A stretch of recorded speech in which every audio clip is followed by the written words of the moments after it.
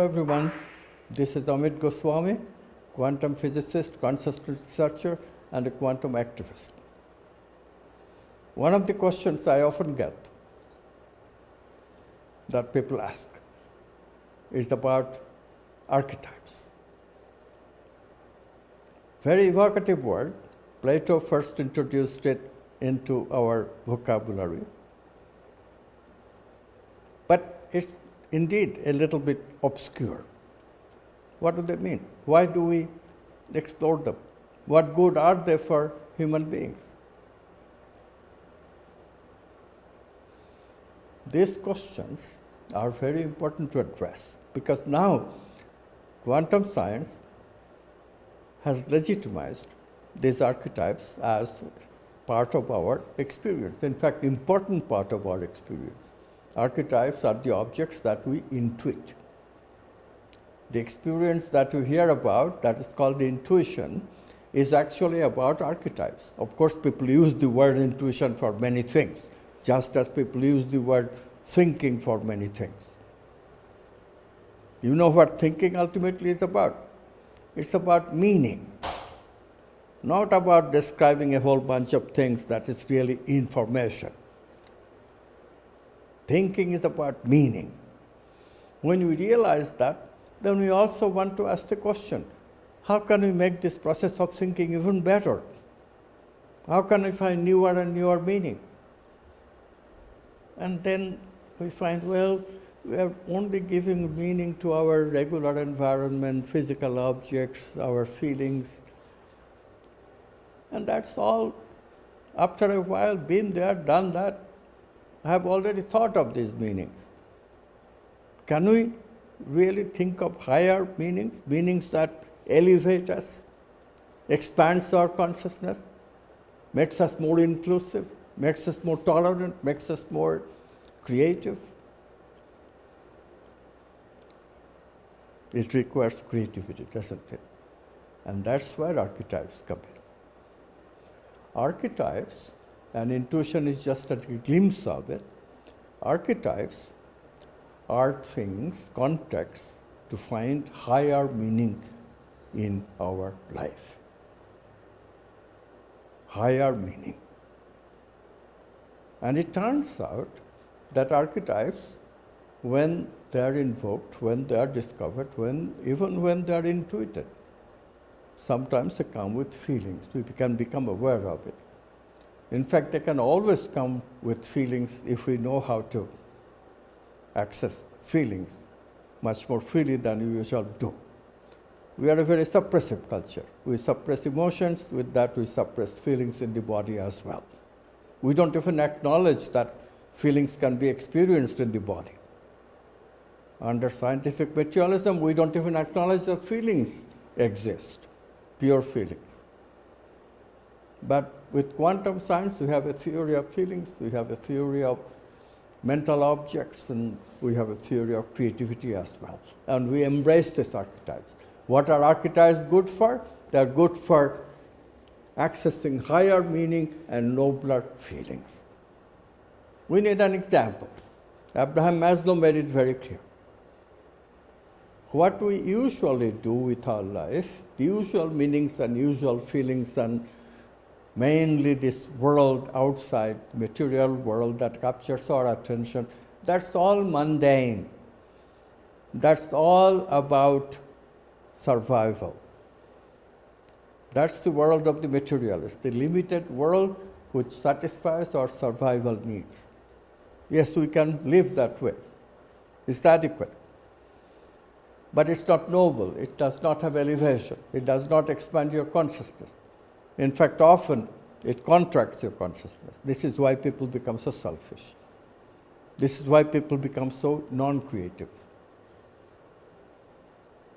People are dumbed down by information processing with the cell phone. You have heard of that. You have read it in the newspaper. But you don't realize what it is that dumbs people down.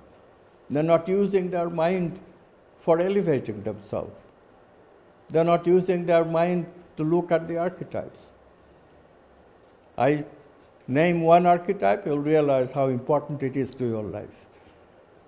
That archetype is love. Can you imagine what life would be like if we didn't have love? Can you imagine what life is like for a serious scientific materialist to seriously identify love with just sexuality? As soon as sex is finished, he turns over and goes to sleep. Love never enters his equation for relationship. Can you imagine what kind of a life that is? You who regularly expands your consciousness by exploring love. Another archetype that is of great importance that have lost value today is truth. In America, there is even a president who, every sentence he says, after that he says a sentence which is lie. He cannot help himself, because lies are so entertaining to speak. And people also pay attention to him because he speaks so much lies. He is an attention getter. He amuses himself by telling lies. People pay attention, and he finds that extremely gratifying. But people are caught into lying because of scientists themselves. Biggest lie that we have today is the lie that everything is matter. Everything is made of matter and material interactions. Archetypes are our ways to wise up to these lies. Once you have discovered truth, once you have been a true scientist, you know that this cannot be a true philosophy of life. Everything is made of matter. All kinds of lies are told. Chemistry determines biology. There is no distinction between life and non-life. Once upon a time, people made it honestly. They thought that it is so. They proposed it as a hypothesis. But when the hypothesis proves wrong, then we admit it. We admit that no, this cannot be possible to build that hypothesis into a truth. We failed. We failed to make living molecules. Molecular configurations does not become living. Something misses. What misses? What misses is consciousness. What misses is vitality. These things are needed for a live object. This is the difference of inanimate and animate. You can shout all you like. You can have hundreds and thousands of people supporting your lie. Does not make a lie into a truth. And what is the proof of that? Proof of that eventually truth comes out. Just like religions shut up a lot of truth and made oneness into a lie called an emperor, a white man, bearded man sitting on a throne in the sky. And this is what scientists proved wrong. That lie fooled a lot of people, whole bunch of people in the West for a long time. Did it last? No. In the same way, the dogma of scientific materialism also cannot last, because it is false. It does not jive with your experience or my experience. It does not jive with our experiences of meaning, which computer cannot process. It has been proven. It does not jive with our experience of intuition, creativity. It does not jive with our experience of love. It gives us an answer which is love is sex. And everyone who has a relationship knows that love is way beyond sexuality. Sexuality opens the door for love. Having sex does expand our consciousness to include the other if we don't turn about and go to sleep. If we cuddle after sex, indeed, the heart expands and we can directly experience love in our heart. Not involving the brain, in our heart. Unmistakably something new, a pure feeling. We can experience that.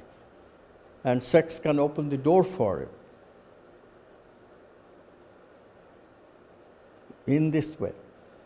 This is why we go into archetype. There are many other archetypes. Goodness is another good one. Beauty. Look at a flower and you will see that consciousness is expanding. archetypes. Our doorway to expansion of consciousness and to the oneness that quantum physics has rediscovered as the ground of our being. Archetypes, the essence of our purposeful life. Archetypes. Live them, embody them, and be satisfied with your life.